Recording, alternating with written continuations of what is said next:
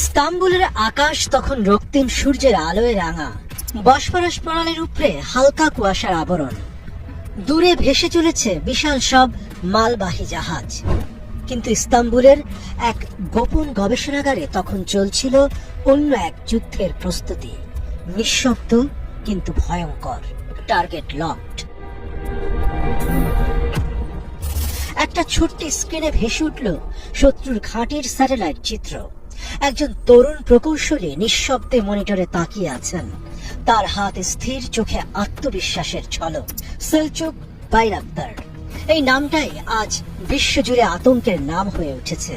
তিনি কোনো জেনারেল নন, কোনো সৈনিকও নন, কিন্তু তার তৈরি ড্রোনগুলো যুদ্ধের ময়দানে দেশ, সরকার, এমনকি ইতিহাসও বদলে দিচ্ছে।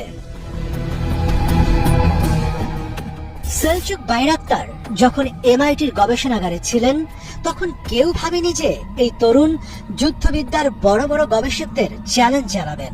কেউ কল্পনাও করেনি যে একদিন তার তৈরি ড্রোনগুলো রাশিয়ার অত্যাধুনিক আকাশ প্রতিরক্ষা ব্যবস্থা ধ্বংস করবে বা আমেরিকার প্রভাবশালী সামরিক শিল্পকে চ্যালেঞ্জের মুখে ফেলবে।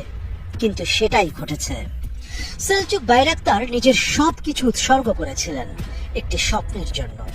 তুরস্ক হবে নিজের অস্ত্র নিজে তৈরি করা দেশ, বাইরের শক্তির মুখাপেক্ষী হবে না। 2007 সালে তুরস্কের সামরিক বাহিনী তখনও আমেরিকা ও ইউরোপের ড্রোনের উপর নির্ভরশীল ছিল। কিন্তু বাইরাক্তার তখনই বুঝেছিলেন স্বাধীনতা তখনই আসবে যখন তুরস্ক নিজের প্রযুক্তি নিজেই তৈরি করবে। তিনি পারিবারিক প্রতিষ্ঠান বেকার টেকনোলজিসে যোগ দিয়ে শুরু করলেন এক নতুন বিপ্লব। প্রথম দিকে সবাই সন্দেহ করেছিল, কিন্তু 2015 সালে বেকার TB2 তৈরি হওয়ার পর সব সন্দেহ উড়ে যায়। এই ড্রোন এতটাই শক্তিশালী ছিল যে এটি একা পুরো যুদ্ধের চালচিত্র বদলে দিতে পারে। 2020 সাল আর্মেনিয়া আজারবাইজান যুদ্ধ যখন চূড়ান্ত পর্যায়ে, তখন আজারবাইজানের পাইলটরা রেডিওতে বলেছিল, শত্রু ট্যাঙ্ক সম্পূর্ণ ধ্বংস, আমাদের পাইলটদের পাঠানোর দরকার নেই, বাইরাক্তার ড্রোনই যথেষ্ট। মাত্র কয়েক সপ্তাহের ব্যবধানে আর্মেনিয়ার শক্তিশালী প্রতিরক্ষা ব্যবস্থা গুড়িয়ে যায়। পুরো বিশ্বের সামনে এক নতুন সত্য উন্মোচিত হয়।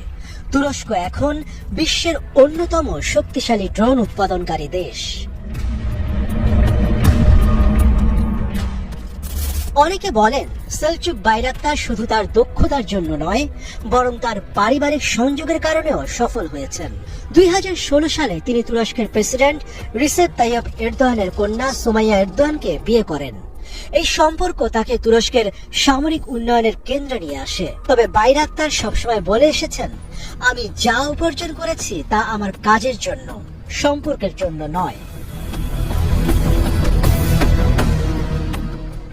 আজকের বিশ্বে যুদ্ধ আর শুধু সৈন্যদের নিয়ে হয় না, প্রযুক্তির শক্তি এখন সবচেয়ে বড় হাতিয়ার। সেলচুক বাইরাক্তার বুঝে গিয়েছিলেন আগামী যুদ্ধ হবে ড্রোনের যুদ্ধ। তাই বেকার টেকনোলজিস এখন শুধু TB2 বা একেনজিস ড্রোনেই আটকে নেই। তাদের নতুন লক্ষ্য পরবর্তী প্রজন্মের ড্রোন যুদ্ধ বিমান কিজে লেলমা।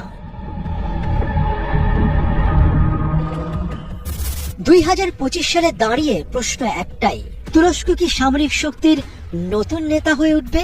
যুক্তরাষ্ট্র, রাশিয়া, চীন যখন নিজেদের সামরিক ক্ষমতা আরো বাড়াতে ব্যস্ত, তখন বাইরাক্তার তার পরবর্তী পরিকল্পনা নিয়ে এগিয়ে যাচ্ছেন।